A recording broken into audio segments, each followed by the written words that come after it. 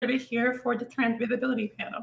And so I just want to go around the board and have everyone introduce themselves and also say their pronouns. Can we start with you, Kari? Sure. I'm just trying to position myself right. I'm Kari. I go by Kari Cat on Twitch and pretty much everywhere else, and my pronouns are she, her. Amazing. Kiara?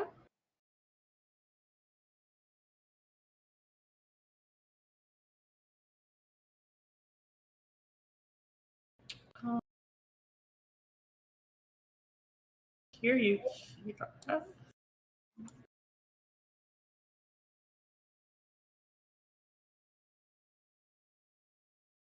Can anyone hear Kiara? No, and she has no green square around the picture that shows. Now she does. Sorry? Okay. Yeah, I can hear you now.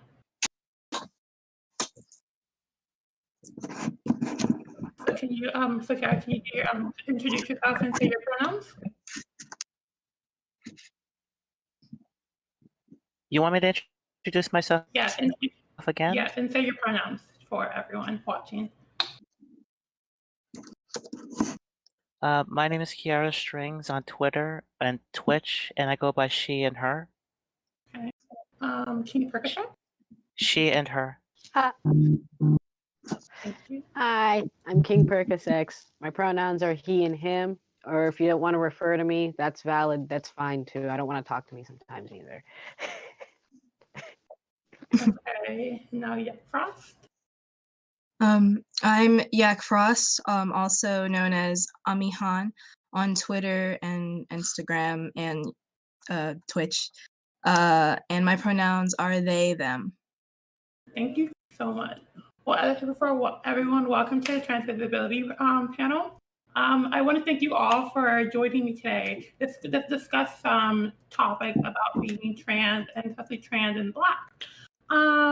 So where I want to start off this panel by just asking you all, like, when did you guys know? Like, when did you guys figure out that you were trans? I'll start off myself by saying, recently, it was actually very recently when I finally came out and discovered myself. Within the past couple of years, I have been struggling with like my own gender identity and my own sexuality for years, like basically my entire life. It's only within the past few years, especially when I started doing drag, is when I really discovered that I was trans myself. Okay, but do you want to start, Kari? Sure, yeah. I mean, it's pretty hard to pinpoint it, but like I knew some stuff was up when I was like a little kid, stuffing sock balls in my shirt, pretending I had titties, and then like like I got a little bit older and like the stuff never went away, like the feelings never went away, and then I was like, I feel like not every little boy growing up wonders what it's like to be a girl. And then sure enough, there was a reason for that. And then, fast forward to I think I was 28 when I started to transition, and yep, here we are now. I'm 33. We're going strong. Yeah, I love that. What about you, Kiara?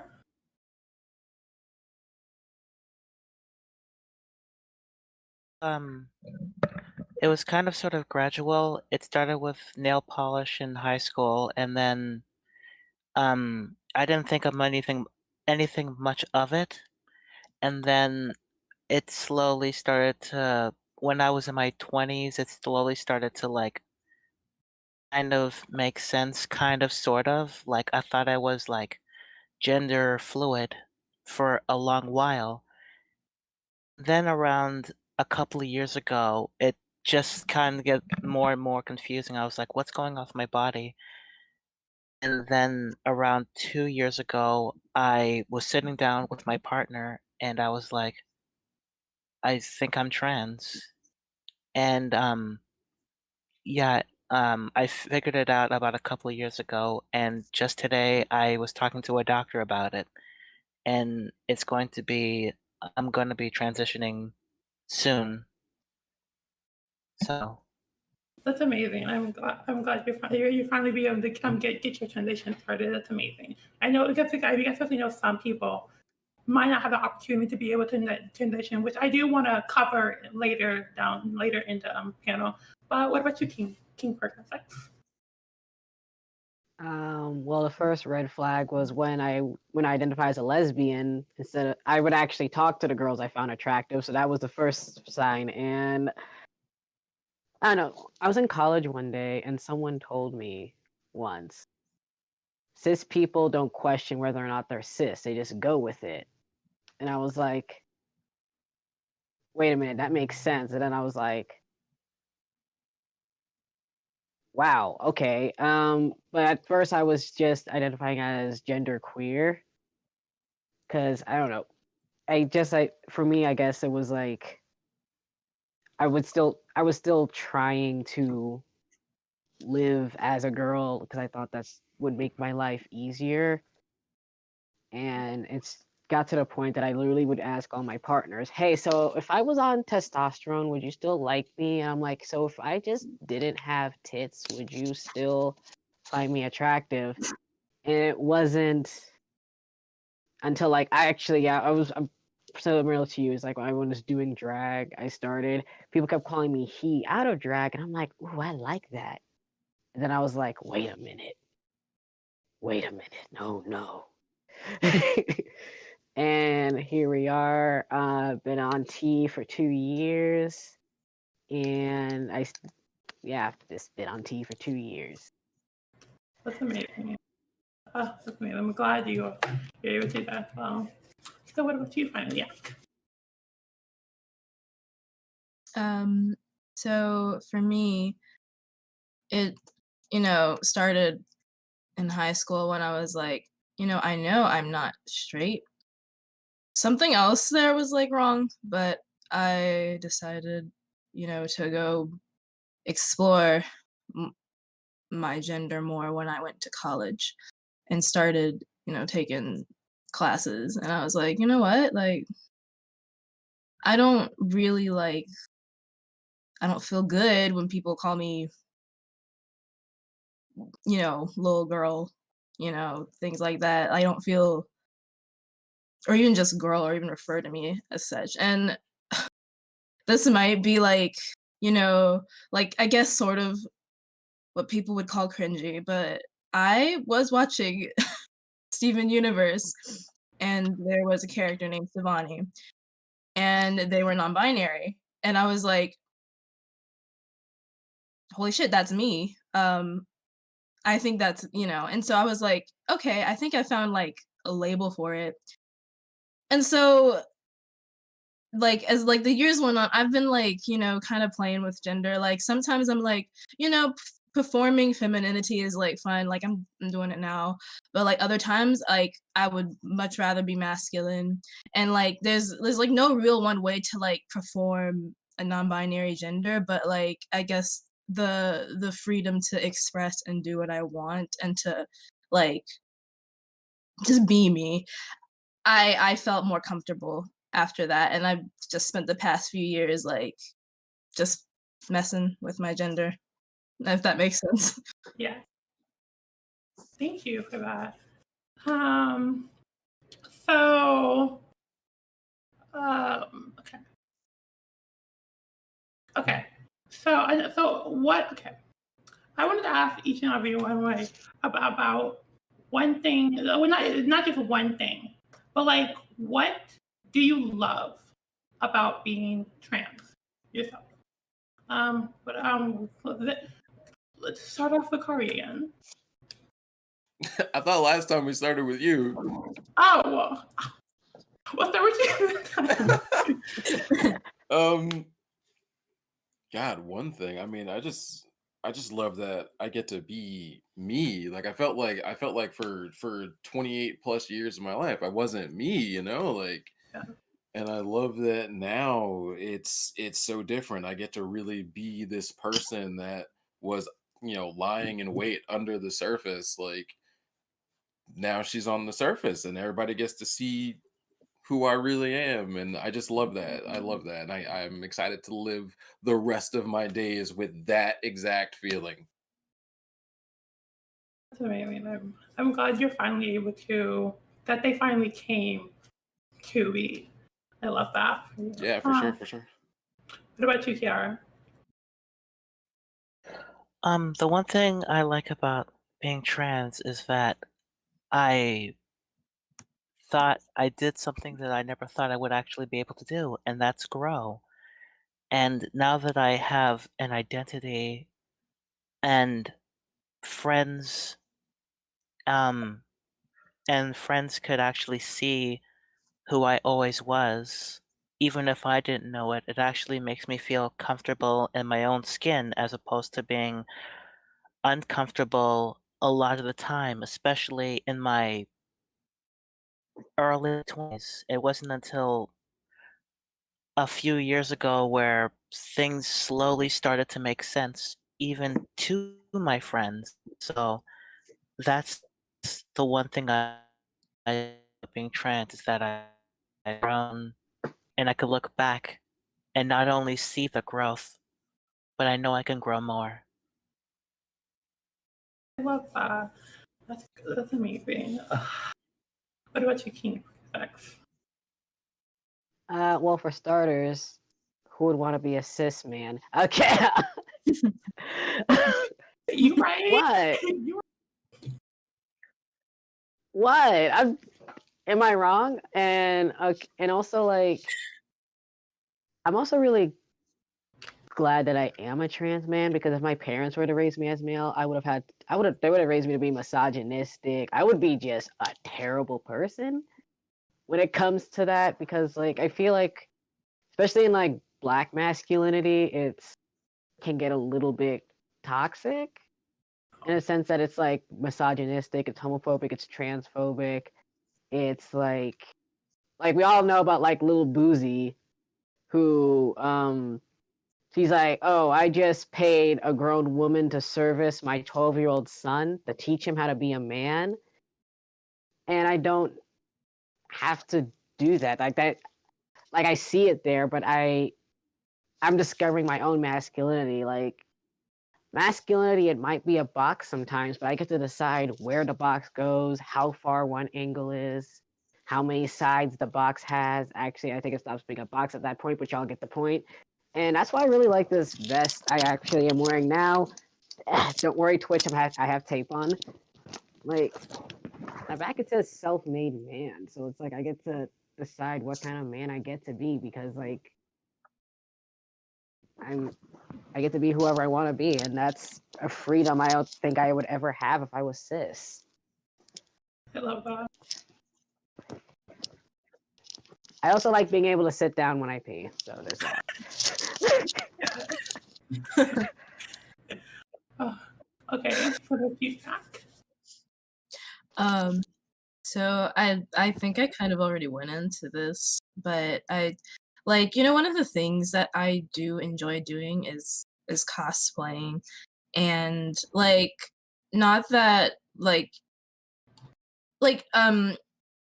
there's like a reason why a large amount of cosplayers do end up being trans, and it's because you kind of have the freedom to like be whatever character you want and be like who you want to be, you know, and like dress up however you want, but like kind of being able to do that but like every single day for me, like I just I like being able to express different forms of gender, and it's very validating and fun for me to be able to just exist as like do whatever I want, I guess.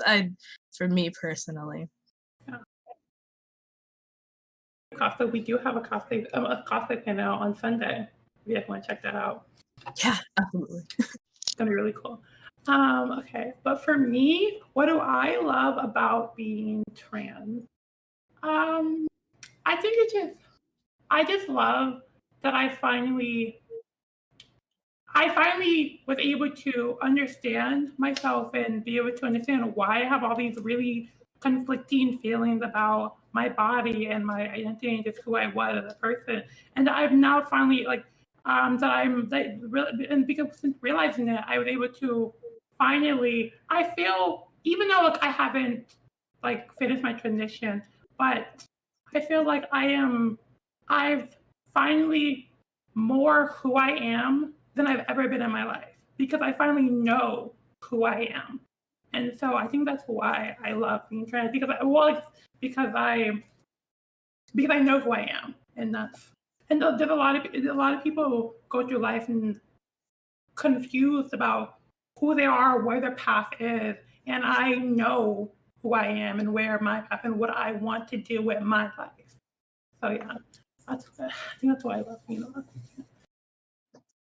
So moving on to our next thing, I want to talk about passing and especially about discrimination in our own community. About passing, whether it being about like owning femininity or masculinity for our community or society as a whole, because so because I want to talk about how like we have because even though we face discrimination from people outside of our community, there's still discrimination within our own community, and especially on the aspect of passing, whether or not that we owe it to be like as a trans woman to be ultra feminine, or as a trans man to be like ultra masculine. So I really want to talk on that about how we as a community think on passing. So Kari, do you want to start off? Yeah, sure. I've got some pretty strong feelings about this particular topic because, like, honestly, I think that whole concept of passing and how a trans woman somehow owes you hyperfemininity, it's bullshit. And how a trans man owes you some sort of hypermasculinity, it's absolute bullshit. There's no wrong way to do this. You should be expressing yourself any fucking way you want. Like, no, I hate that. I hate hearing that sort of thing. It pisses me off to my core. And I'm not changing how I do it. I'm a trans woman. You're gonna respect me as a woman, whether I go out the house looking stone butch or if I go out looking as femme as I possibly can. Like, you're gonna respect me regardless, and that's that on that. Love that. Love that. Let's talk over the King Percocets this time. How about your thoughts on it? I'm gonna say it this way. Passing is like virginity. It's a social construct. It's the cultural blah blah blah. Social construct. To some people, it's important. To others, it's not. Me personally, I only really care about passing is when I'm out in public. Actually, when I went to the barbershop to get my hair cut, I have a whole system. I wear my binder, I make sure I get cast so you don't see the name on my bank card. Because it's not like out of a whole like, oh my god, I don't feel as manly. It's oh my god, the barbershop is literally the pinnacle of black masculinity. Like it is there. So I'm just like, oh my god, I hope I pass so I don't get into any like trouble or anything. And then it's like, not only am I trying to pass for cis, I'm trying to pass for straight too. And it's really hard when they play Megan Thee Stallion. I'm just like, please play the next song. Please get this song. Please skip. And then they play Beyonce, and I'm like, okay, just hold it in, hold it in. Yeah. And like, yeah, if someone wants to pass, that's fine. But you don't have to pass to be trans. You don't have to do anything to be trans. You just have to be like, I'm not cis. Then you're in the club. Like, we're gonna send you the little owl. You're good. You're in the club. Okay, we're gonna pass it on to you. Yeah. Oh, me. Yes. Yeah. I'm sorry. So yeah, so the idea of like, passing like, 100% like just it is a like construct. There's no like the idea that you have to like look a specific way just to be whatever gender, it just kind of reinforces that whole like box, that whole like just rooted in white supremacy. Like I mean, and I guess personally, as like a non-binary person, I like labels for me with gender. Like I guess like I don't feel like I need to look a specific way for people, and oftentimes there's people that police that because I'm like whenever I do like I'm like, hey, fill mask today, like and I have curves, and people are like, well, you don't look this way, or like, aren't you supposed to be like skinny, white, androgynous with like short hair? Like, that's not what, we're not supposed to be conforming to this whole like whatever mindset you think like a non-binary person looks like. That's, and that's how I personally feel about it. Yeah. Yeah, because there's a whole issue about that with non-binary people, where how like people expect them to owe them like androgyny. They have to be androgynous, or if like they're like they wouldn't be considered non-binary because like it's a very skewed like idea. What about you, Kiara?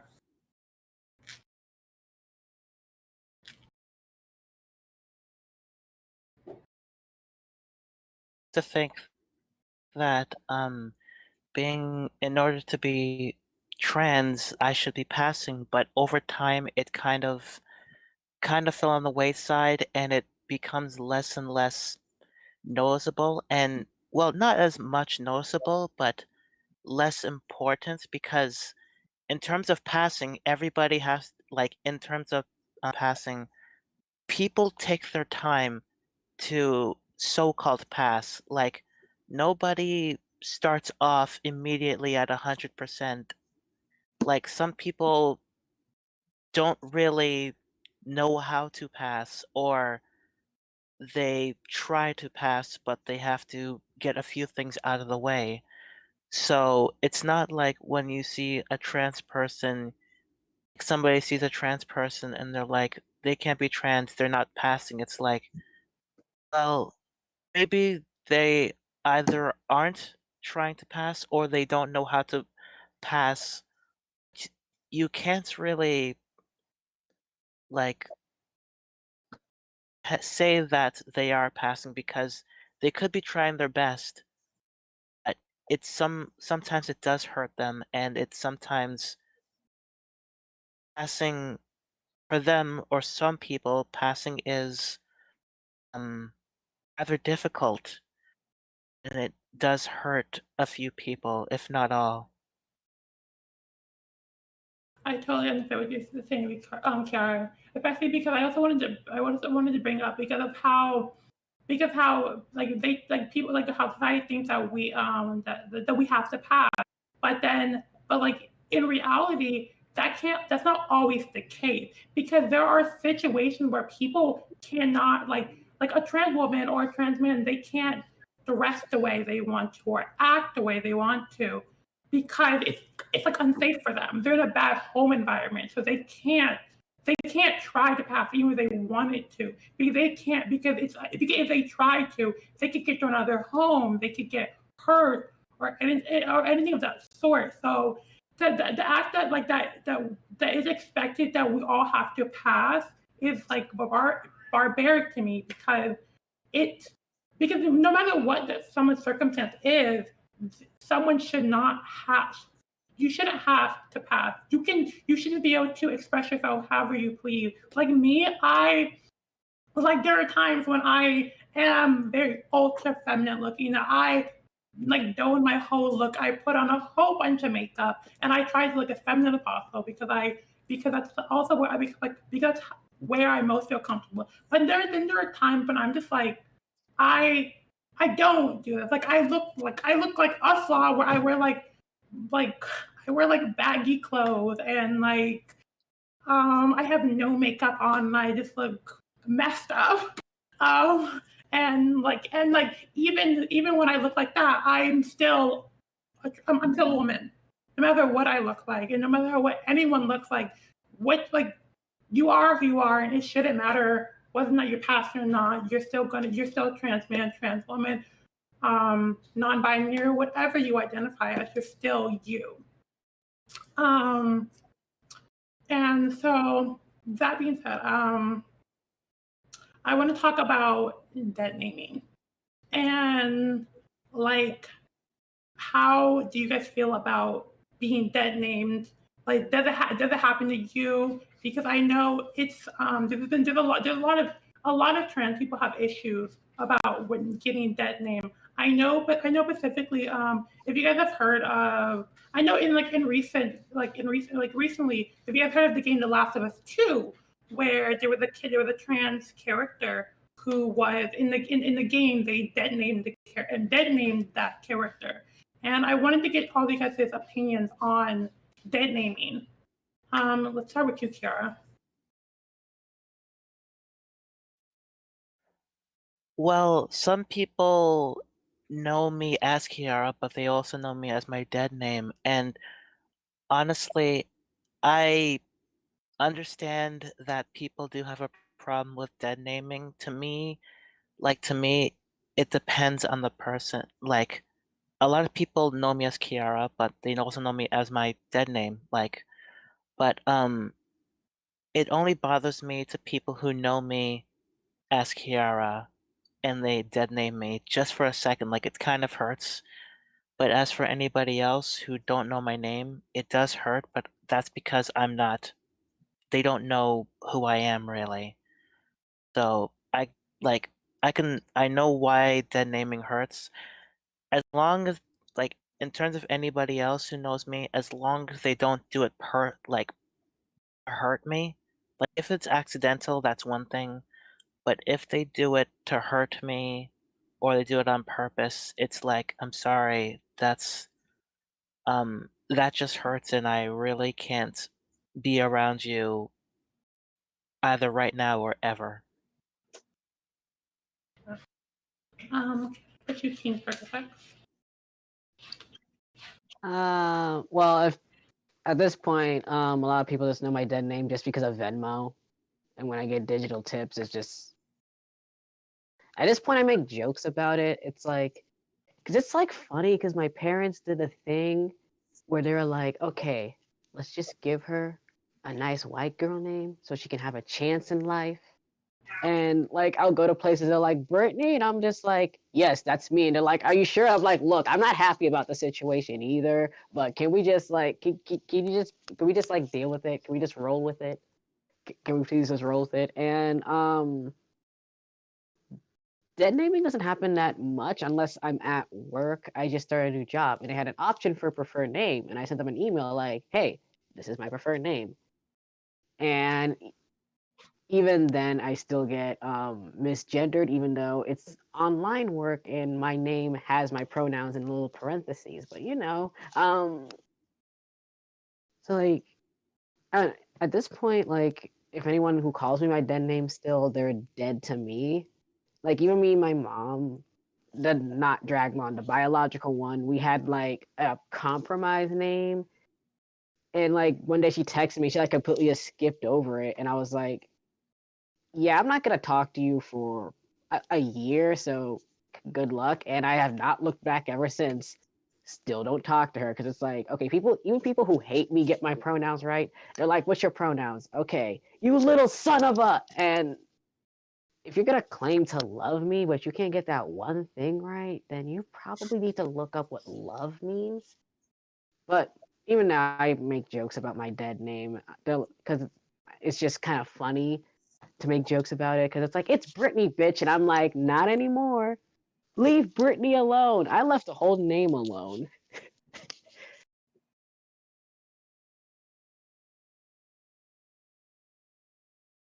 Oh, you're muted. I love how you yeah. All right. I love how you joke about like you did. I think it's a very I think it's a very I feel like it's more freeing to be able to joke about something like that, even if it bothers you. I love that. What about you, Kari?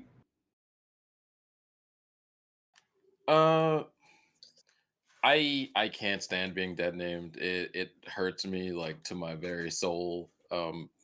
I know some of it is my own fault because after all this time I still haven't gone through with the legal name change. So like when I have to do like important documents and I gotta write down my government, like sadly I gotta put the old name. Similar to King, I actually have an agreement with my mother.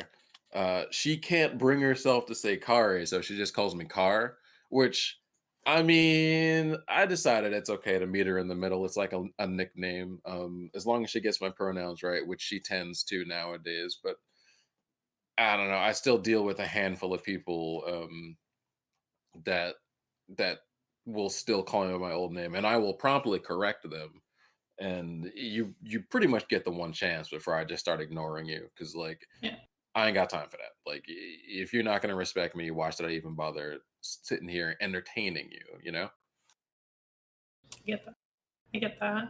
What about you, Fiat? Even though like I know you're like not by ear, but like do you have any like thoughts on this? Well, as far as like dead naming goes, like I do like the it's complicated because I haven't come out to my family Oh, gender wise yet, and like they don't know anything about what I'm doing on social media right now. mhm. So but like it's been hard like to navigate that, I guess, because it's like I've tried to tell my mom, but my mom is out here like going like, well, I gave you this name and I'm gonna call you this, I'm gonna call you whatever I want to. And I was like, well, all right, that went awful. So, like I chose Amihan as a name, to replace my dead name. And Yeah. it's still present and like with like, my PayPal and stuff like Yeah. that. But like, people, generally like my communities are like super respectful about that. And for me, it's not like I like, I don't think like, for personal safety reasons currently, like I guess like coming out is going to be like the first step to like really, I guess, experience like the whole dead naming Yeah. thing in regards to like my family. Like just like the full, I guess, like because after trying to come out to my mother, I was just kind of like, I don't think my family is going to respond well to this at all. So you know what, I'll just hide it from them and not talk to them. And that's how I feel. I'm sorry that you have to go through that. It's not easy to have to deal with like your family not being accepting of who you are and like what you identify as because it's like I get it because in my situation like I get dead names all the time by my family, by my friends. Oh, hi. Hi, sorry I'm late. No, you're fine. Welcome. Oh, we were just talking about dead naming, and Oh, great. yeah. But like before I continue, why don't you introduce yourself and tell us your pronouns? Yeah, I'm Glitchy Pixie, she, her. I'm local internet funny woman, if nobody knows who I am. I love that. Well, so we hear like what is your take on dead naming? I mean, especially when done purposefully, don't appreciate it. Um, and it can be a tricky thing depending on like where it's coming from, right? Like if it's coming from parents or if it's coming from people who you only loosely know, it feels like a little bit different every time. But in general, like personally, I made very sure that everyone that I know who didn't know me back before I transitioned doesn't find out. And I know that's different for everybody else. I think some people don't care that much, but personally, I went through great lengths to erase it almost permanently. I guess.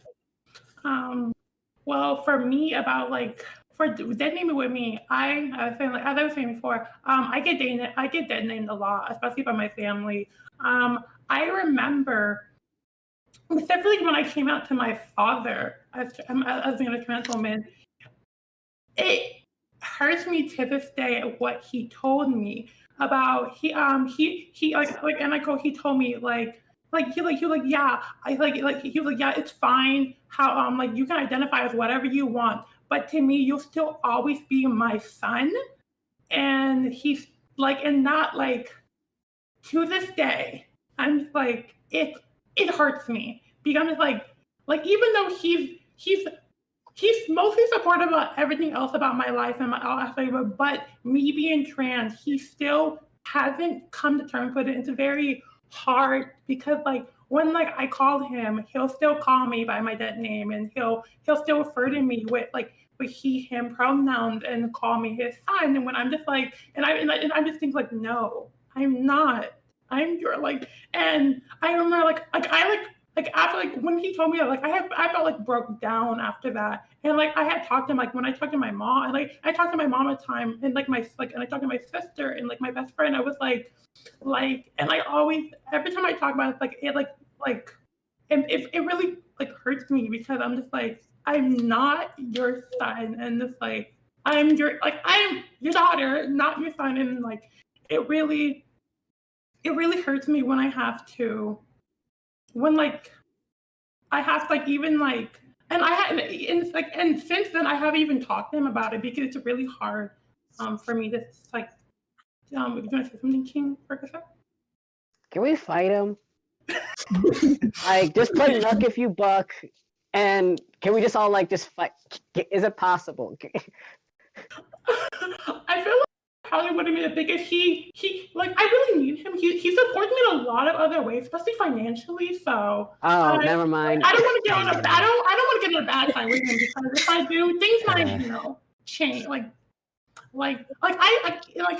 even though like he does designate me, he calls me his son. Still, I still love him. He's my father. He'll always be my father, no matter what, no matter how much and I don't know, but like, and like that's, I don't know. It really, I'm starting to try to get over that, especially because since I haven't finished my transition, I haven't changed my name yet on and I haven't changed my sex yet on like any documents. So it's like so for the most part, I'm kind of like fine, I guess, with people that I mean, even though it does irk me and it does sometimes piss me off when you like call me by my by dead name. But at this point, I'm just like, I expect it, and I'm just like, I'm not going to like rage over it because it's like, yeah, it's like it's going to continue to happen, especially until I officially change my name and change my like gender in my government, like my birth certificate and like ID and stuff. So I'm just at this point I'm just like, it's whatever because it's going to happen.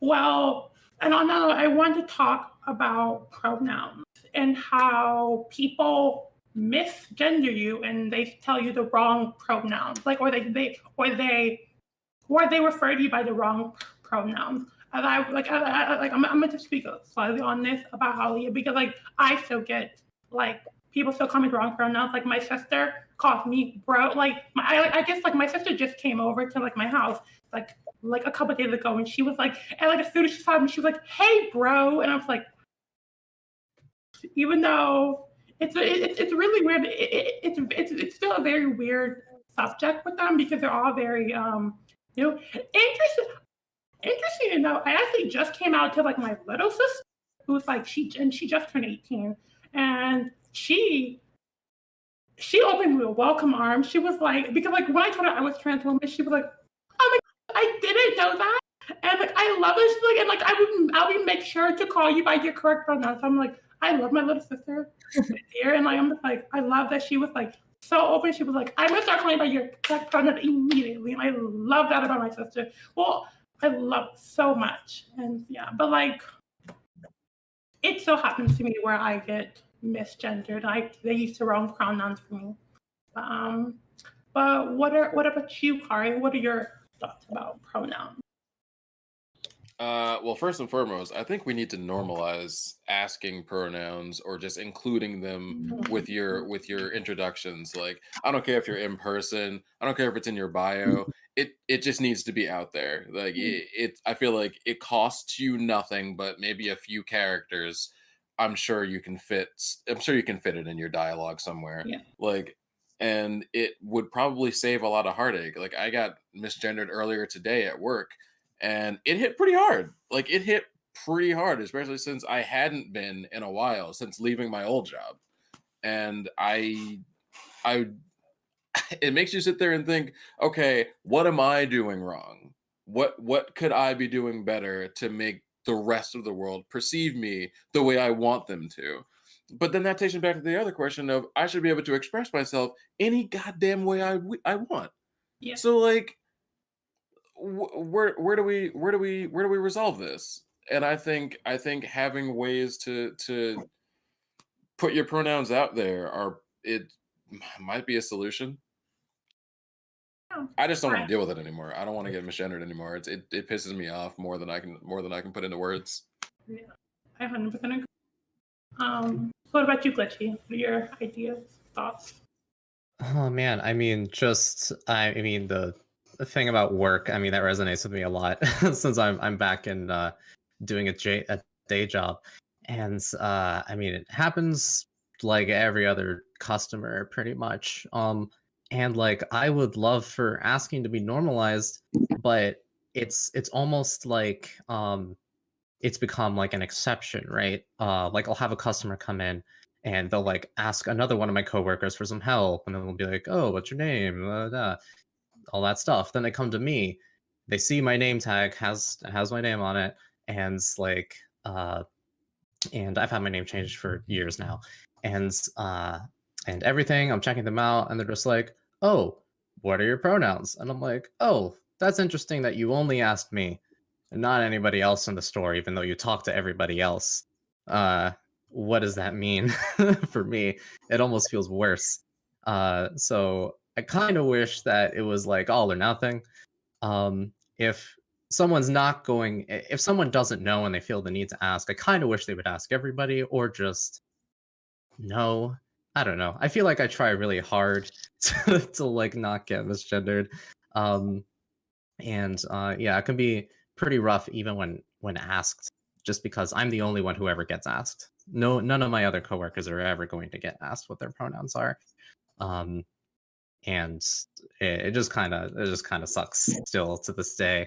Um, and more often than not, people are not going to ask. They're just going to misgender me. Even though I will do as hard as I can to conform to gender norms, it just doesn't work for some reason. So yeah, it still hits pretty hard to this day. Good stuff. I'm sorry that happened to you. It's really, yeah. I really, I get how hard it is to like, and how frustrating it can be to like want people to perceive you that way, but then they don't, and it's like.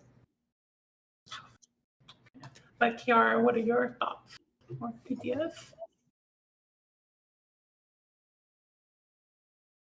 Like, yeah, like people should be asked what their pronouns are. Like at work, nobody knows like my pronouns, so I constantly get my misgendered. And on the one hand, I'm like, okay, they don't know who I am. But on the other hand, it kind of still does hurt. And sometimes it's like, I'm on the bus and somebody's like, "Excuse me, sir."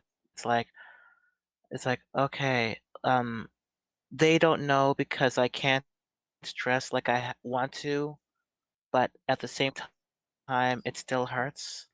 Like I could be ordering hot chocolate at a store, and it's like, so what do you want, sir? And it's like, like it didn't bother me at first, and then it slowly just started to hurt me a little bit more, like each day. So yeah, I think maybe it's because I live in Canada, and I've been living in a place where nobody really asks their about pronouns, and to get used to it, but then it's kind of sort of sunk in, and it's like you could at least ask me. But yeah, I think like people should ask each other pronouns just so it can help. Um, yeah. Yeah, it's really it's really hard. Like it's frustrating that people like as we've had that it's not normalized to ask pronouns before you even like speak, even though it seems like it seems like it's getting more normalized since it has been in the past, but we still have a long way to go on getting it normalized. So what about you, Yak? What are your thoughts? So I'm going to reiterate that I do agree with like just ask everybody their pronouns, because the fact that like you would just assume someone's pronouns based off of like just like bar none at the top, like Yeah. I think we should just normalize like doing that. And I know like you know like in my experience, like I for safety and like comfort, I purposefully like look a certain way. Like I don't know, I don't really put effort into my appearance whenever I do go out in public nowadays, because like it's a pandemic and like I rarely but like I kind of have just personally have become numb to it. That doesn't mean that I approve of it. That doesn't mean I'm like in public spaces anyway. That doesn't mean that I approve of it. That doesn't mean I'm like okay with it. I'm just kind of like, oh yeah, I know. I give up, I guess, about it. And sometimes when I know I'm like not in a designated safe space where people do ask those pronouns on the internet, it's a lot easier to do that. And I guess I could talk about internet spaces and how misgendering still happens, even though the pronouns are in the bio. You could put it in the caption of a photo. When I'm cosplaying more feminine characters, I'm like, hey, I use they them pronouns sometimes, and then people will still be like, oh, she looks so good in this, or retweet it and be like, wow, she looks great. And I'm like, wow, in the caption right there it says I use they them pronouns, and you still like didn't you still just ignored that. And then like even when I do masculine looks, like I still get misgendered, and it hurts. And I guess like the normalization of like just asking everybody, and also making sure like to check people's bios like on the internet, check their information before like saying something. You know, I that is all I can speak on personally. So yeah. What about you, King Perksex? F the cis people. They're all stupid. No, wait, no, that's mean. They are all ignorant because they ignore pronouns. Like I've learned this that says self-made man on the back. They'd be like, hey girl, hey she, and I'm just like, how? And I don't have this much facial hair. I glued most of this on what got to be. And so like, but I do have like a little bit of, well, before you all wore a mask, like I had like a pretty noticeable like facial hair, and that does not mean facial hair does not equal gender, but the cis people it does. And they'll still call me like she and her, and I'm like, I'm glad you accept the fact that women can have facial hair. I am not one of those women.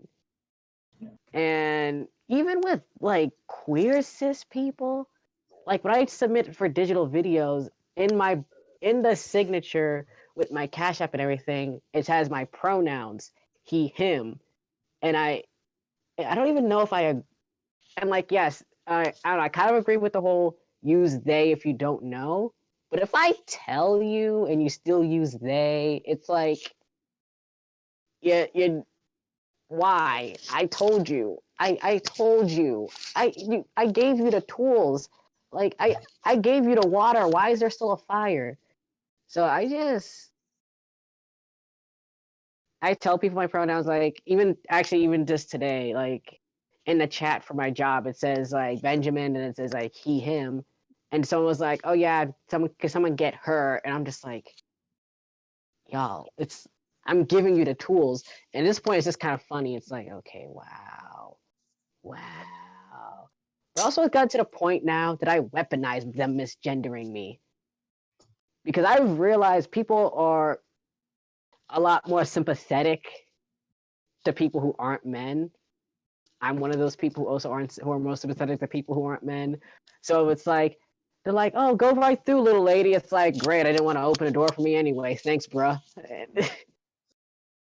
So yeah, it's like one of those things. I've just given up on cis people, and I use it to have fun and mess with them because when life gives you lemons, throw it at people. I do love how you comedy to be able to overcome these kind of transgressions that you have for these kind of situations. I love that. It's either I laugh or I cry, and I can't cry anymore because of tea. Oh. True. So now I want to move on to talk about the idea of trans people not transitioning, because I know there's it also kind of slightly goes into the aspect of what we talked about earlier about passing, whether or not it's like we have to pass or not. But part of passing can also have to do with transitioning, and there are some trans people who transition, and there's some who choose not to transition. And there's also aspect of about like even people who transition. There have been times I've heard that there have been people who have detransitioned from who transitioned, but then they didn't feel comfortable after transition that they reversed the transition. So before we talk about detransition, I just want to start talking about transitioning and what are your thoughts about people who don't transition. Let's start with you, Glitchy. Glitchy. Yeah. I mean, I am very strongly of the belief that you don't need to like medically transition to be trans. It's an identity thing. And while like I personally made the decision to transition, I don't think that choosing not to like do that I don't think that invalidates you as a trans person at all. I mean, I don't think I have too much to say on that. I just think it's I hate that like personally I feel the need to try to conform in some way just so that I don't have to deal with the misgendering and I don't have to deal with the cis people treating me the way that they do. And thinking about if I hadn't started transitioning and how much harder it would be for me personally. I can't speak for anybody else. But I don't think you have to transition in order to be trans, and I think that is something that should definitely be more normalized, because I know that there's also a lot of trans people who will like invalidate other trans people for not transitioning, and that's really messed up. I can't get behind that. That boggles my mind that you would gatekeep in that way. So I guess those are my thoughts on it. Yeah. I think how you're saying how there are some trans people who like get like gatekeep about things like that, and like how that's a part of how we were talking about earlier about passing, how like there's still like kind of like it's like a discrimination within our community about whether or not we should pass in the whole transitioning, and how that would, of course, of course, help to pass and stuff. And there's still of course other people who think like that you need like that we all need to like transition, and like which is not the case for everyone, because some people may feel more comfortable being like not transitioning. Yeah, absolutely. What about you, King Percocet? Your thoughts? I mean, it's perfectly fine if people don't want to transition, because I also feel like people kind of don't like, yeah, we transition to feel more at home in our bodies, but like sometimes like you don't have to have dysphoria to be trans. So if you don't want to transition, it's perfectly fine. Like I don't wear a like I don't even wear my binder most of the day because like it hurts. It's like it's a corset for my rib cage. And some people just don't, and some trans men don't start T, and that's perfectly fine, because like you have to give yourself a shot like every week or every other week. So so that's totally understandable why someone doesn't want to do that. At first, I thought I didn't want to transition because I was concerned just about bottom growth. I was like, oh no one's gonna want to be attracted to me anymore. No one's gonna want to touch me. And I realized all those reasons were for other people. So then I looked into myself. I'm like, let's see what happens. And now your boy is happy. So if someone doesn't want that, then it's their body, it's their choice. It's fine. I'm glad that you are happy. What about you, Kiara?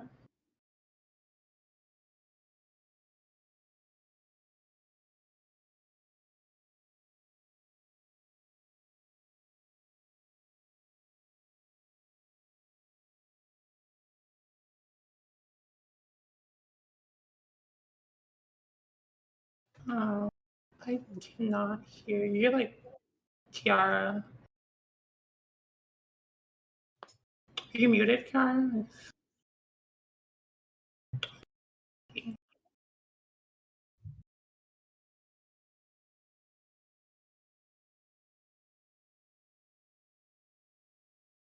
Kiara, can you hear me?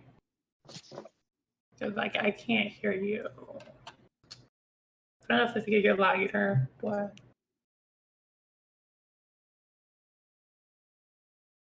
it's okay.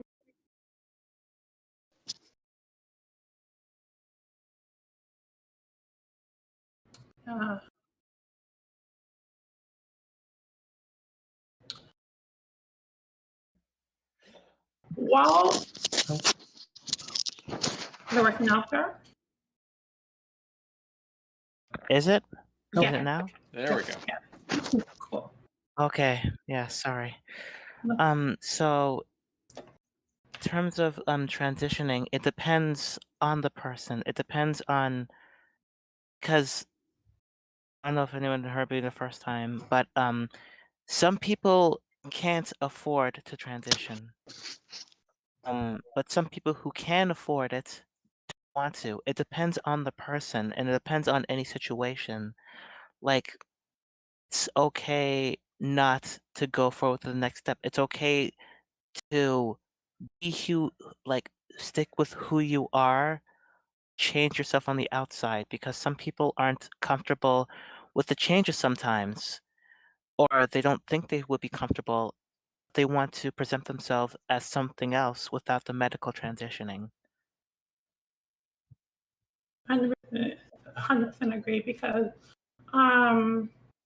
there are times, because I feel like some people can't afford it to transition, which is very real, because it can get very pricey to transition. And some insurances do not cover certain things. Some insurances cover some things, some they don't cover all things. So sometimes you gotta come out of pocket to try to like to pay for your own transition. And so yeah, it can get very hard to come up with the funds. Like, but also there are certain aspects, like I said earlier, how about passing, how people, it might be unsafe. Like it might not be safe to do it. Like some people may live in a very unsafe environment to be like, they may live at home so they can't transition, or they have to put off transitioning to a very later date where where they're either financially stable or just like environmentally stable. So it honestly very much depends on each individual, whether or not they want to transition or not. Yeah. What about you, Yak? What are your thoughts? So I'm going to agree with everybody else here. Just don't want to like get too repetitive here. Yeah. I would say like the as like, you know, people who like, you know, aren't, you know, binary, sometimes like there's a lot of like there's, you know, trans masc lesbians who do want to go on T. You know, there's a lot of like trans feminine non-binary people that, you know, they want to like, you know, they want to they can decide like what they do and like what they want to do and how they however they want to like, I guess, feel comfortable with themselves and their body. Like, you know, they can just choose and do like whatever they like to do. And I don't think people should like police that. And so I guess like I personally I considered, you know, microdosing myself when I was like starting out my journey, but like, you know, largely it's, you know, like a money thing, and it's also like, you know, what are like the risks of taking it for me personally, like medically. And I guess that can kind of segue into the conversation about detransitioning. I think you were gonna talk Yeah. about that. You can speak on it now if you like. Yeah, so like the on the subject of that, like there's been a lot of like times where people are like uh transphobes like to cite like people who detransition as like a reason why like, you know, being trans isn't real, whatever other mumbo jumbo they make up. Like, and you know, it's like, you know, whatever their reasons for doing it, like why are you that doesn't like you don't know the reason for doing it, but also like why do you care like how what they do with their bodies and like how they explore like their gender. And like oftentimes people transition because, you know, they can't afford like detransition, sorry, because they can't afford it, because of medical issues, because of even peer pressure and personal discomfort, and like I guess like the inability to live their life, you know, while they're transitioning. And they feel like and like I've like read like books about this, like, you know, like people just been like, okay, I actually don't like this, I don't feel comfortable doing this, either it's if it's their safety that's compromised, or if they personally are like, I think I'm done with this, or I think I'm good where I'm at. And you know, it's all about comfort and being comfortable with your body. Yeah.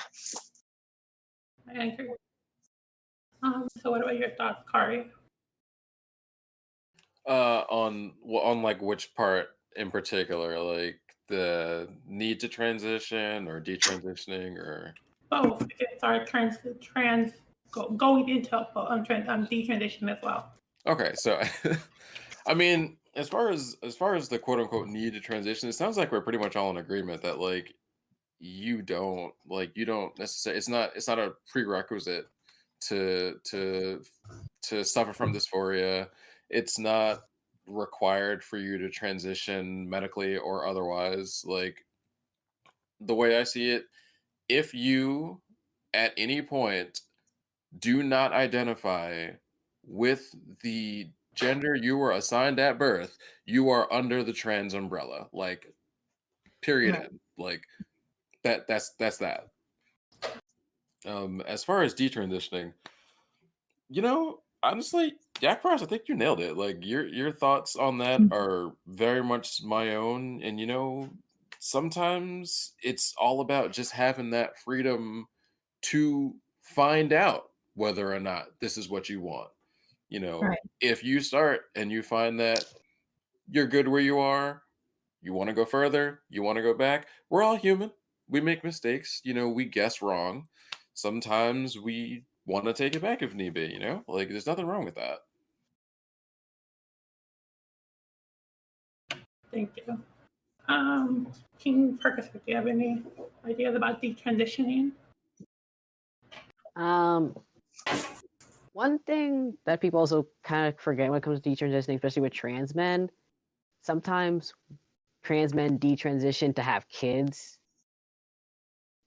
Because like when you're on T, that like it's not birth control, but it does stop the reproductive process. So some people like detransition just so they can have kids.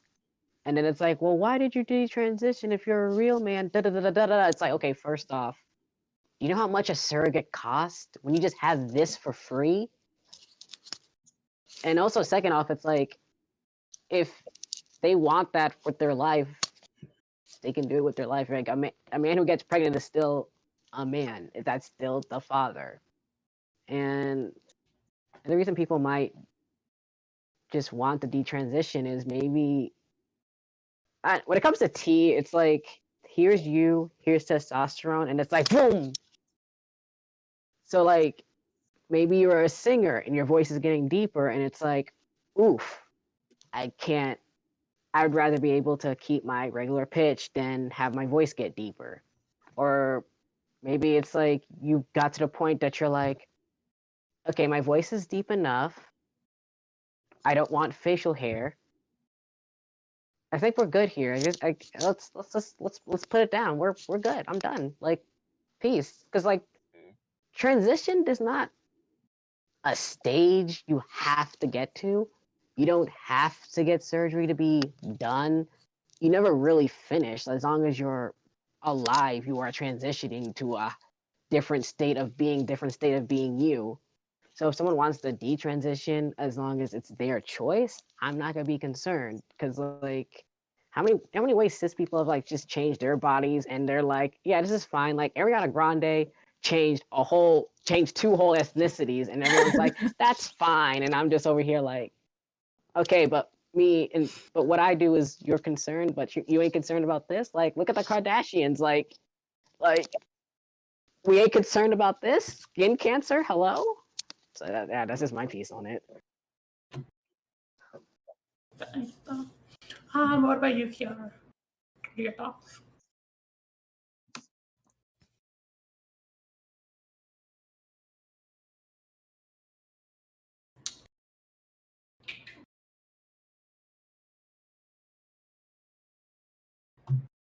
We can't hear you again, Kiara.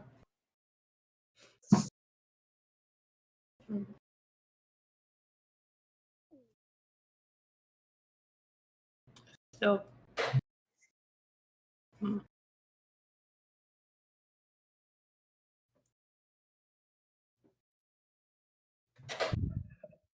How about now? yeah. Okay, sorry. I have no idea what's wrong with my internet. I don't have too much to say about detransitioning. It's just that every transition journey is a journey, and sometimes you can go further. Like, in terms of this journey, you could either go further than other people. Like, you could stop whenever you want. You can go back if it doesn't feel comfortable, or if it's not for you, it's totally fine. It's no one's gonna judge you, and if they do, then they can screw off. But no one will judge you if you want to take it further, or stay where you are, or go back. Because in the end, it's your life. No one has the right to tell you how to present your life. If it's in the way that you want, not because somebody just doesn't want you to. Like, people have to respect you in terms of not only transitioning or detransitioning, but anything, as long as it's not hurting you. Honestly, I 100% agree. 100%. What about Glitchy? End it off. I mean, I agree with everything that's being said, and I think, in the words of Shakira's persona, try everything.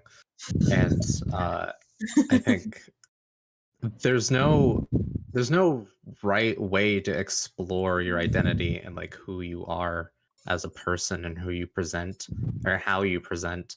There's no right way to do it. So if you want to backtrack or slow down or change what you're doing, regardless of if it is transitioning or otherwise, then do that, because there's no manual on being trans. And I think that's something I think occasionally people get caught up on when they're exploring themselves. They're just like, how do I do this? Or like, do I need to do this when transitioning or thinking about going on T or going on E or whatever? And I'm just like, I honestly just do what you want to do or do what you think you can do. Um, and if you change your mind, change your minds. You know, try try everything, try anything, try nothing if you don't want to. So yeah, that's how I feel about it. I love that. So now I want to go into talking about transitioning early. And by transitioning early, I mean like trans children or like teenagers. And also you talked about puberty blockers. It's like, if you guys do not know what puberty blockers are, it's just that, I don't know too much on it, but they like, they're taken obviously early to stop like a person's body from, basically like the aspect of like, I'm no expert on this thing, but like what my idea of it is that it stops the body from going through like basically the changes that that happen to make these things, like with the reproductive stuff. So what is your guys' idea about about transitioning early, whether or not people should do it or not? Because like I'm just gonna draw one thing that a lot of people think, like a lot of people throw out there about transitioning early is that like they're just kids and they don't know who they are or what they want yet. So just to throw that out there. Let's start with you, Yak. Me? Oh yes, Yes. sorry. So actually, I'm on TikTok. And I scroll on TikTok, and like there are a lot of like young people on that app, like younger, like I'm talking like 12-year-olds, like just younger people. And like there was like there are I guess like I don't know how old she is. I know that she's like an adult now. But she doesn't necessarily have like her age anywhere, but she is a mixed black TikToker. Her name is Viandra Mitchell. And she often like talks about her experience, being a trans woman, and then like she actually had puberty blockers, and like she just made a TikTok about it. Actually, she was like making fun of her experience. She was like, my voice before puberty, my voice when like puberty blockers happened, and like all this other stuff, and like she's able to like feel more like comfortable with herself, and like she made that decision, and like she advocates for that kind of like for puberty blockers, and like and she uses her experience and like her videos to encourage like younger like like children and teens on TikTok to like, hey, if you want to like, if you can do this anyway, or if you like if it's even at all possible, because obviously not every family is gonna be willing to do that at all, but like she encourages that for like the younger crowd. And like I can't like speak much on it myself, but I've learned a lot about it following her, and it's I support it personally, because I do think that like there's like, as it like, if you like raise your child like with kindness and compassion, and like a child is supposed to be raised like, and you listen to them and how they want to express their gender, like obviously you can talk it out with them and be like, hey, what would you like, do you think this would help? what do you feel like this? And then obviously, like, you know, we just talked about detransitioning as a thing. Like, that is also a possibility that can happen just in case the child grows up and is like, I actually feel differently about this. You know, and I feel like children and like young teens, they are at an age where they're trying to get to know themselves, and that, like, you know, they just listen to them, like, that above anything else, just listen to them and listen to how they feel, and help them, make them more comfortable and more, and help them be more accepted. Yeah. What about you, Kiara? What are your thoughts about puberty blockers or transition early?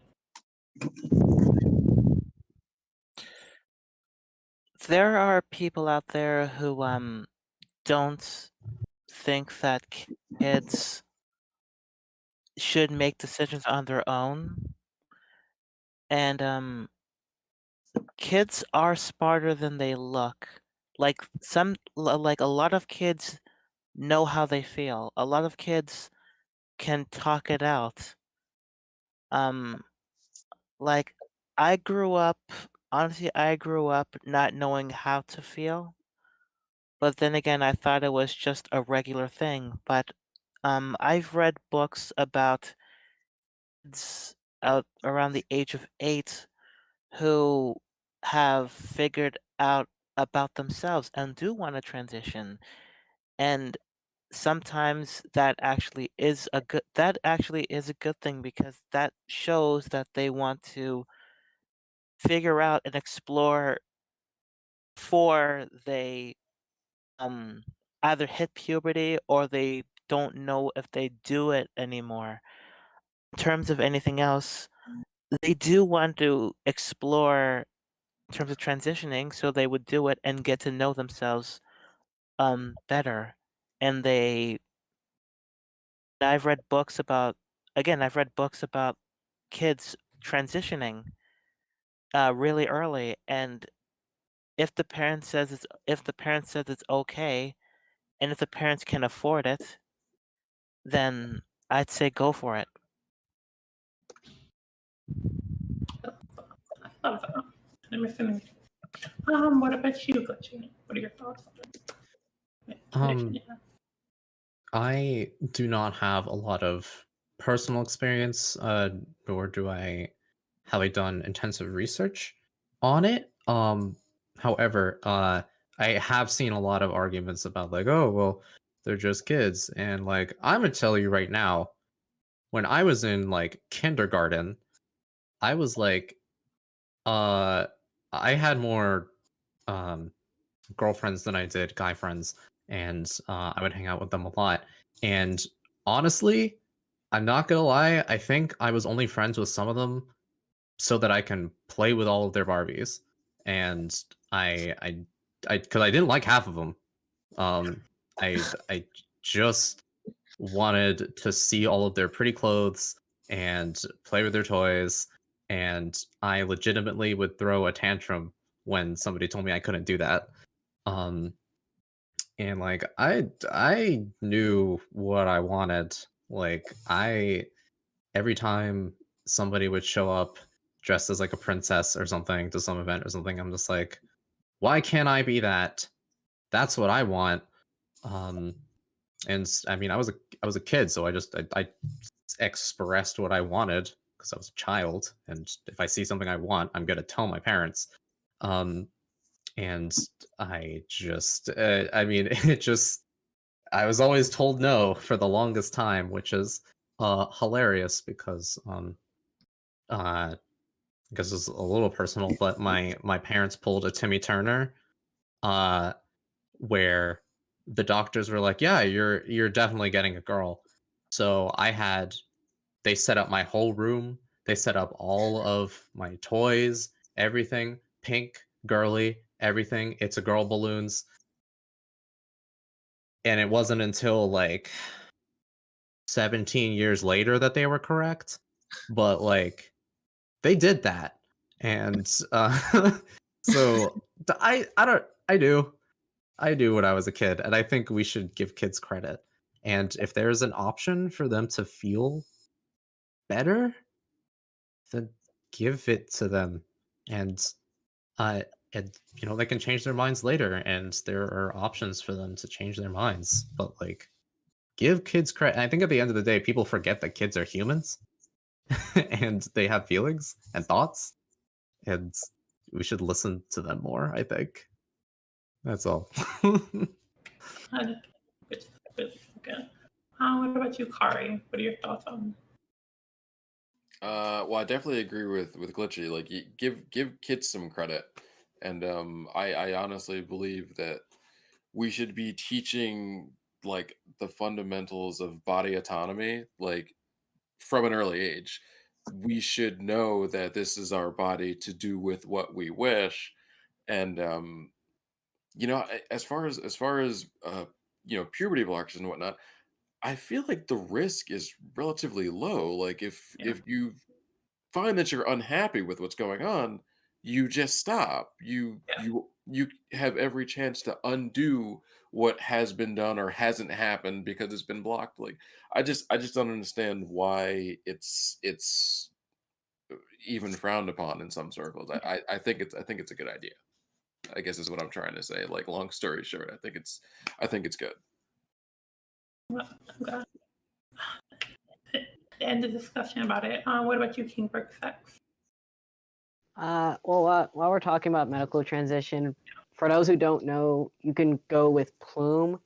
I think Plume is about like $100 a month, and it's based on transitioning. You don't have to have insurance, and it's ran by trans people. So if anyone was struggling with that now, and also GoodRx, it's an app you can download on your phone. You can type it in, because I get 2 bottles of testosterone for $20 when without insurance it's $50. So just wanted to throw those out there for y'all. And also when it comes to puberty blockers, okay, first of all, if I have kids, if I could spare them puberty, because the first time, terrible, the second time, terrible. If I could spare someone to do that once, why not do that? And like literally it's like what Kari said, like it's literally just blocking puberty. And at like 13, does it really matter? Like at 13, a girl should at 13, like a child who is is assumed to be female shouldn't have to worry about having breasts, because like you're 13. Worry about your Tamagotchis or your TikTok challenges. It's just a fact if it's like, if that part of their life is on pause, that's not their whole life, because you're basically saying like, okay, so your femininity and your masculinity is based on how your body looks like, and your body has to measure up to this standards. And also just some cis people do just end up having like hormonal like deficiencies or anything, and they have to take hormones to just jumpstart puberty. So it's like puberty blockers, you could take it away if you want to. And compared to the other stuff people do to their children, like there are kids who get nose jobs, and it's like, it's fine. It's a medical procedure, but it's like, how dare you do something to make your child feel good about herself? How dare you do that?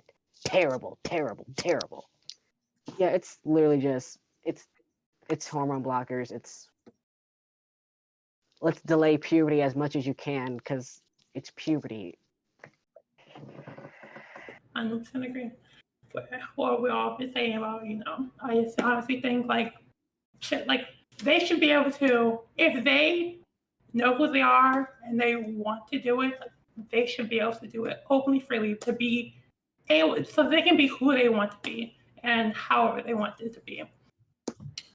So moving on transition to a completely different subject. I want to talk about dating and how in the trans community, how we navigate it, because it can be very difficult dating as a trans person.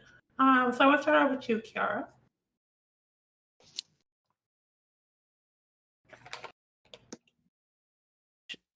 Experience in terms of dating, because I already have a partner, and the only way I navigated it is at first, like when I met my partner, it was gender fluid at first. And so, like, in terms of dating, the reasonable advice that I have is put it all out there. Give your pronouns. I sorry, I don't have much advice in terms of that. So It's fine. I apologize. Sorry. No, you're all good. It's just, just ideas. What about you, Glitchy? Oh, well, I'm really bad at it. I'm very lucky that I have a wonderful partner in Yak Frost. But I am also polyamorous, so dating is not off the table for me. But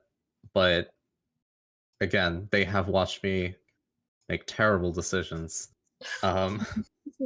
And it's tough. It's rough and tough out here. Because sometimes you get blinded by validation, and that can be a hard thing to see through. And it's not the same for everybody, but for me personally, I am fairly insecure when it comes to dating because I am always worried about I guess what they expect from me or like how they see me um in either a romantic or sexual way.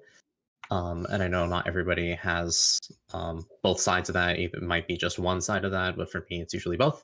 And my general rule is that you should be friends with them first, and throughout the whole thing. But you should be able to be. If you can't be friends with somebody, you shouldn't be dating them.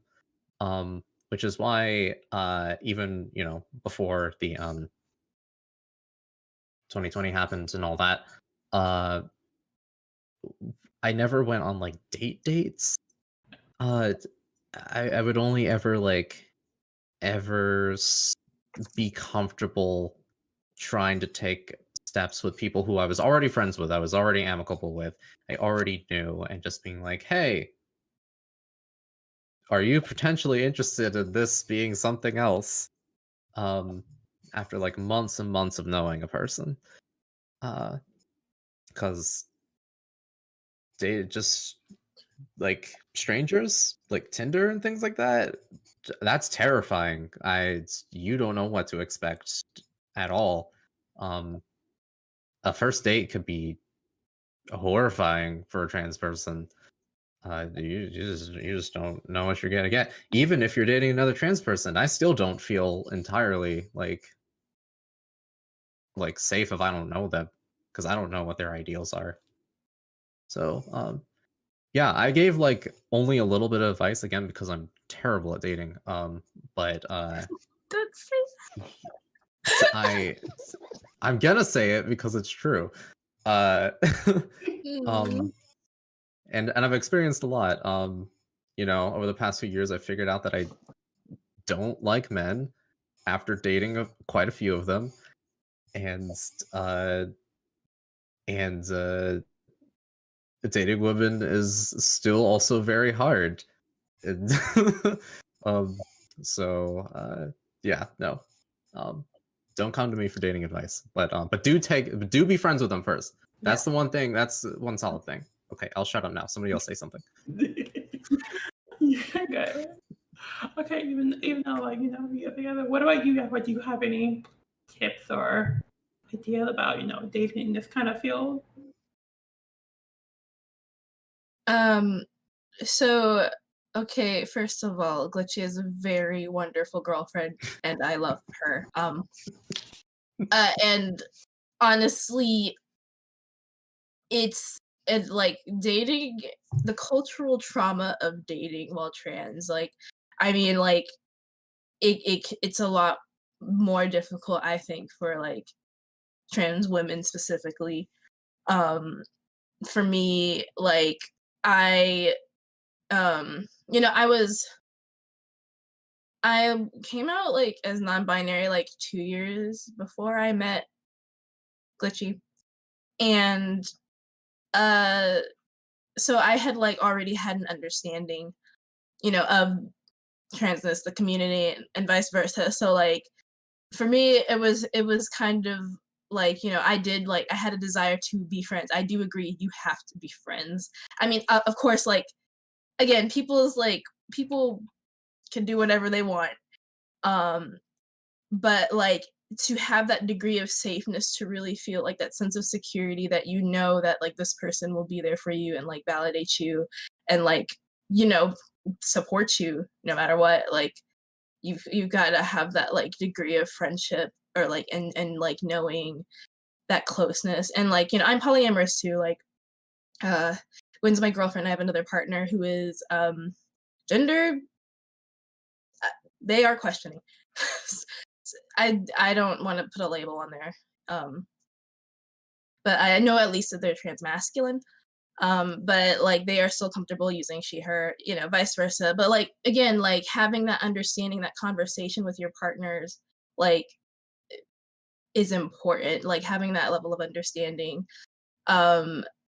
My advice is like, so I guess dating in within like the local communities, as and I say this as like locally, where me and Glitchy Pixie live, like there's like it's not like a small city, it is like a big city, but it's kind of like it does get a little small worldish. Like you're polyamorous, you go to, well, not in the pandemic, but like before this, you go to a club, you meet somebody, turns out that they were your best friend's ex, or that like they were like the ex of somebody's friend that you met.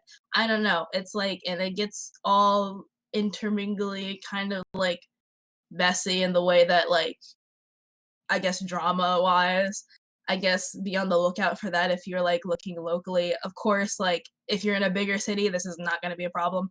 But like, you know, dating online, I think is a lot.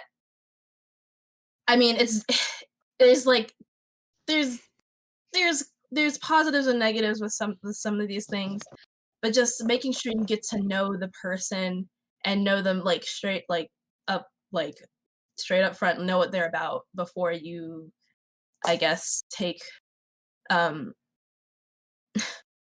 it's weird, like, you know, I encourage you to be yourself, but like, you know, also just do your research on the person. Don't like stalk them, but obviously if they're like on some like cis bullshit, like probably don't want to go for somebody who is like retweeting transphobic like rhetoric, you know.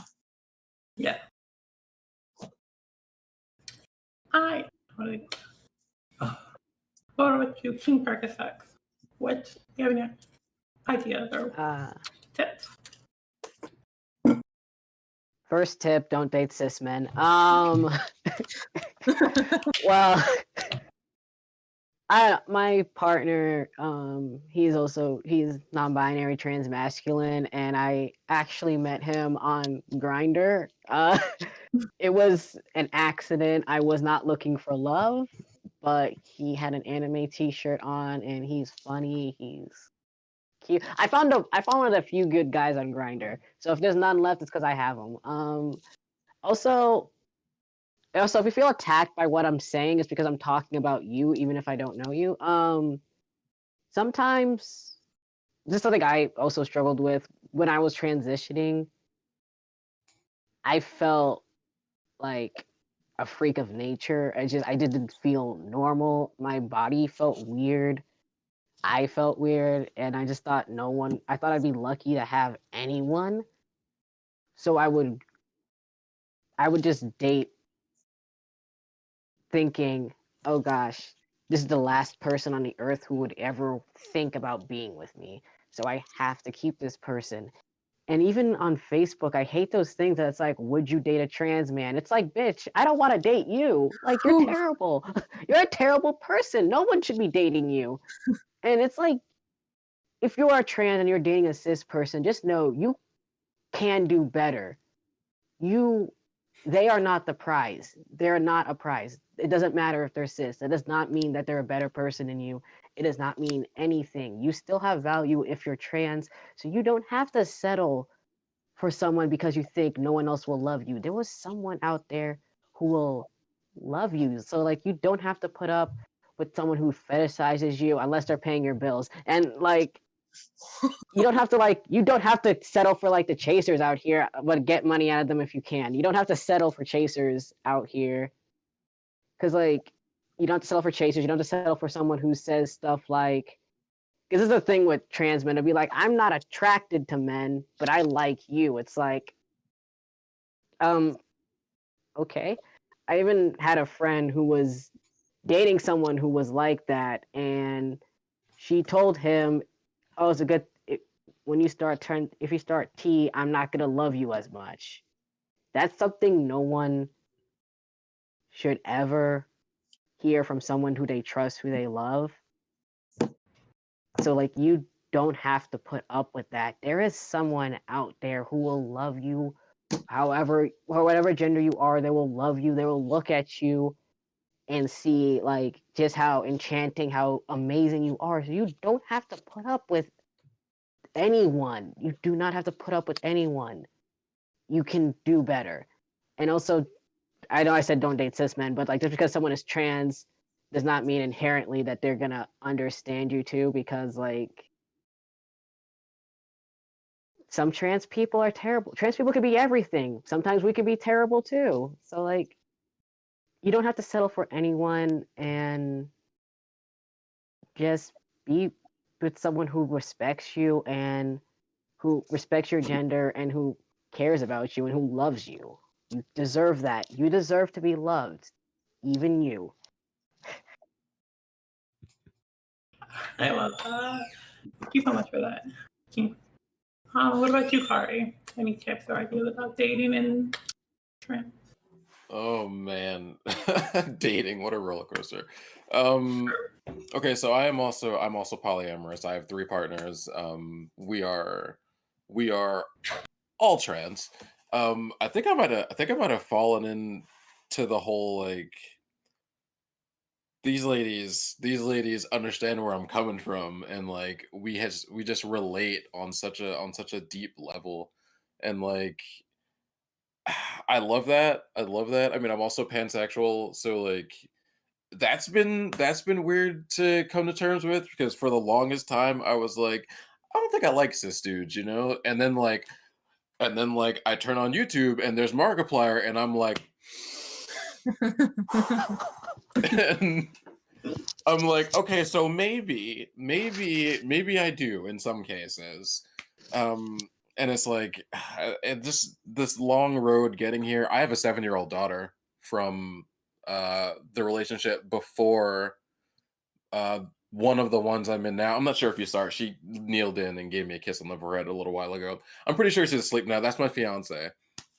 Um it it's been such a ride, and like I find it hard to trust pretty much anyone, but I will flat out admit you tend to earn my trust a lot faster if you are also trans. And sometimes I feel guilty about that, but other times I'm like, well, there's a reason for that. There's a reason why I feel more comfortable around people who share my struggle. But I definitely like what Glitch just said. Be friends first. Be friends for sure. That's definitely a thing. Like the woman I plan to marry, we were friends in college for a good while before we both came out post college and started, dating. And it's been fantastic. It's been absolutely fantastic. I was friends first with all three of the people I'm currently dating, and I just think that's probably some of the best advice that anyone can give in regards to dating. You say you're not good at dating. That right there, though, that right there was key advice. That in communication, especially if you're poly. I mean, regardless, but if you're poly, communication is just so fucking huge. Like you have to be able to set boundaries. You have to be able to talk to your partners and understand what's expected. Understand because you're going to have feelings of jealousy. You're human. It's going to happen. But how you handle that and how you communicate that and work through that, that is key. Absolutely key. Not to turn this into like a whole poly talk, but just like, it's just so important. It's so important. I 100% agree. Well, for me in the whole dating aspect, I'm also in I've been with my partner for about 3 years now. So I don't really know. I haven't been in that dating field like for a while now. But when it was hard for me to navigate that. Especially when the first coming out and the first coming to terms with who I was, specifically because of like I don't really know, because I was very scared of people accepting me and my body for what I am now, like what I was currently, what I am now, and like the body parts that I have. Because when I would go on like a dating app, I would, obviously put my gender as female, but then obviously physically I still have the male component. It was very hard for me to be able to navigate and very scared to even get out there because I was scared that like they wouldn't accept me. And yeah, there was lots of them who were like who called me like very bad things and were like very close-minded when it came down to who I was. But like, and of course, I was like, I've overcome that, and I've come from like, and I know I specifically when I was dating, I specifically only tried to aim towards individuals who were like bisexual or pansexual because I knew there was a more chance that they would accept me because they were they like both like men and women. So I was like, I aim more to myself towards those kind of you because like even though obviously of course like they might not obviously not accept me because like not everyone's going to like you, but I tried to aim myself towards them because I knew that there was a higher chance for that instead of trying to like date like cisgendered men, like straight cisgendered men because they might not accept me. But luckily I did find my guy who is my partner, he is bisexual, so like I guess I did get one. And so like even he accepted me before my transition and like after it was very hard to even tell him I was trans. So it's very difficult to experience, to be able to navigate these things, especially telling like these people that you're trying to date that you're trans, explaining how you are and like explaining everything that comes with it. And like luckily I'm very lucky that I'm dating that I found someone who accepted me for everything I am, regardless of what I look like or what components I had. I'm very lucky. But so next I want to move on to visibility. Visibility of trans people. Actually, maybe not that one, because now that I'm looking at time, we have about 10 minutes left in our panel. So it went by fast. So I wanted to save one like my bigger questions for like later. So like I'm gonna forget I said anything about visibility. I want to talk about specifically because it is a con about Black folks. I want to talk specifically about Black trans people and how we struggled in society and like everything is about these things. Because if like I was doing a little research research about things about specifically about being Black and trans, and my lungs. About and I wanted to I really wanted to discuss things about how that specifically Black transgender and gender nonconforming people, we face some of the biggest discriminations of all transgender people, and that's kind of insane to think about, that we face so much that we face so much more discrimination in our of course in society, about because we're Black but we're also trans. I wanted us to have a discussion, a very open discussion, so anyone we can we all can just chime in and just talk about how about being just Black and trans. Does anyone want to start off our discussion about this? Should I continue? Perfect. King Perfect. One hard truth I've had to accept is that most of my black heroes are going to be transphobic, and most of my trans heroes are going to be some kind of racist. It's just one of those things. It's like Cardi B. It's like, yeah, WAP. Oh, Belcalis, why did you tweet that? The other day, Azalea Banks. I'm like, yeah, Azalea, and then she had something really transphobic in the comment section too, and it's like, I liked you for 5 seconds, and sometimes it kind of makes me feel like I'm always gonna be at war with myself, because it was one week I was parking my car, making sure a Black woman was okay when she was getting arrested by a white cop and there was no one else in the street. I was recording. I was like, if you touch her, it's over. And then literally a few days later, one of my friends was she was assaulted after she just corrected someone on her pronouns. And I was out for blood. I'm like, who is this person? I want them to be arrested because if I do something to them, then I'm gonna get in trouble. And turns out they were Black. And it's like, a few days ago, I was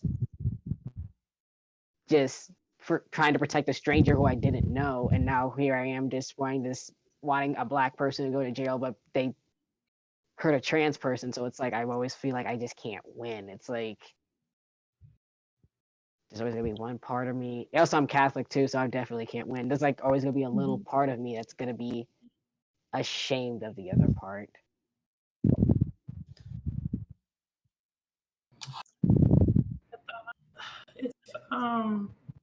It's hard for these things, especially because especially if you've heard if you've heard a lot of news, because a lot of these things have been, especially on the rise, about how there's a lot of assault, especially happening by Black trans women and Black trans men. It's been happening so much more now, or at least it's getting more coverage. It's been happening for our entire years, but it's been getting a lot more coverage now, and it's been coming more to a forefront about how much that Black trans people actually go through, and the discrimination they actually go through, because it's really it's a lot more than people think. That word that for when the numbers of how many transgressions against Black trans people are when I was doing because when I was doing research on this, so I understand more, so I can talk on this more here about how there's an extremely high number of unemployment for Black trans people, than any other rate of transgender people. And it's insane to think that these things are continuously happening, and how that we're being targeted so much more. And it's very sad thing that just because we're Black and trans, that we have a bigger target on it, because not only for one are we Black, we're also trans. So it's we have so many targets on our backs because of who we are, and it's very upsetting and sad to see that these things are just continuously happening. It's funny you say how it's hard for Black trans people to get jobs because I was a whole certified pharmacy technician, and I didn't start getting calls back from jobs till after I took my preferred name off my resume. Mm. So to all those people who are telling people just to get a new job during the pandemic, check your privilege. Yeah, I straight up didn't. I just recently got this new job. I straight up just told them I was white. I am mixed, and I am not gonna pretend that I don't benefit from being a light bright because I do. And because of that, and I'm ethnically Jewish, so I I get a lot more flack for that than being Black because people will just be like, "Oh, you got a perm, right?" Or "Oh, your lips are just full," or whatever, and they just don't know that I'm Black. They just think I'm from somewhere else. I don't know. But like the thing about that is that people will assume I'm not Black, and then I hear the horrible things that people say about Black people around me, and I'm like, "Oh, you thought you were safe because I'm light skinned? Wow, that's awful." Uh, and it is rough. It's weird, and and then King, like you said, and then sometimes I can't feel solidarity with other Black people because, well, some of them are transphobic, and then I'm like, ah, well, shit. Okay, don't have solidarity there. What part of my identity do I have left? Not everybody who is Jewish is cool with who I am, says that religion's weird, and I honestly tend to stay away with it. And then I'm like, well, I'm a lesbian. Let me go talk to my fellow lesbians. Oh, wait, half of them are TERFs. Cool. It's like everywhere you turn, every part of your identity you turn to, there's something that's wrong, and it's like, great. It's just great. It's cool.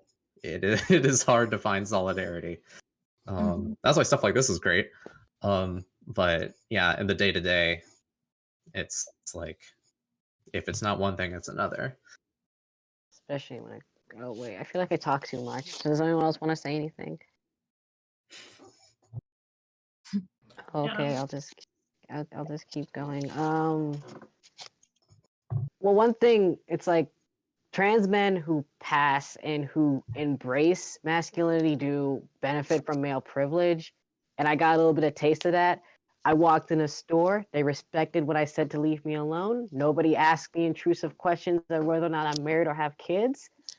Grown men no longer say, "Hey, little shawty," and I'm just like, "Who are you? You're older than my grandpa." But another part of that I noticed was people became afraid of me. Like one time I walked into like the DMV, this cop looked at me. He was like, and I was like, what did I do? I can't talk to little children. If I see a white child unaccompanied and it's not at my like family friendly brunch show, I'm just like, you ain't in the street. Okay, I'm gonna go.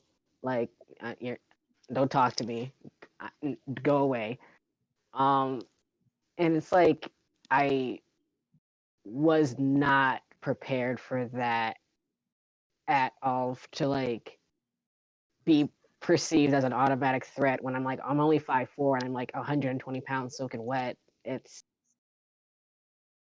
something that was also very hard because it's like you have male privilege, but I'm still Black. So I sometimes am I'm sometimes below the dirt. And I've worked so hard just to get this thing I wanted, just for it to be. Because I think about with Rashad Brooks, he was sleeping in his car because he was drunk. He was in Atlanta. I've done that in the city, like after a show or after the bar, like I just go sleeping off in my car, and for some reason that's just a threat because like I'm a man and because I'm Black, and it's something. Right. So we're basically like out of time. We have like probably less than a minute left. So I wanted everyone to go around to like and read tell everyone where they can find you, like social media, wherever you just plug whatever you want to plug right now. What do you want to plug, Kari? Oh, honestly, the only thing I really want to plug is my Twitch channel. You know, I'm Karikat, twitch.tv/Karikat, spelled the exact same way you see it on screen. I stream like 2 days a week, and I love what I do. Come hang out, you know? What about you, Glitchy? You can follow my Twitter, glitchy_pixie. If you want to hear my thoughts, that's pix_the_wad. I also just made a Twitch, twitch.tv/glitchypixie. I'll be streaming art, fantasy stuff, and also playing Bravery Network Online, which you should get early access right now on Steam. What about you, Kiara? You can follow me on Twitter at twitter.com/thekiarastrings. I also have a Twitch account where I, do things like play games, just chatting at twitch.tv/kiarastrings. And also I have a YouTube channel where I have started to do videos again, and this time about video, like music essays at youtube.com/kiarastrings. I think maybe check my Twitter because my YouTube channel is on the bio. And what about you, Yak? Yeah, so you can find me on twitter.com/yakfrost, like it says here. On Twitch, I just made it like a week ago. I had my first stream. I do art. We'll do D&D, like TTRPG things in the future, gaming things in the future. It's twitch.tv/yakfrostofficial, because the Yakfrost one got taken. Don't know who did that, but Yakfrost official is my Twitch. Yakfrost for Instagram, everywhere else. King Ferguson?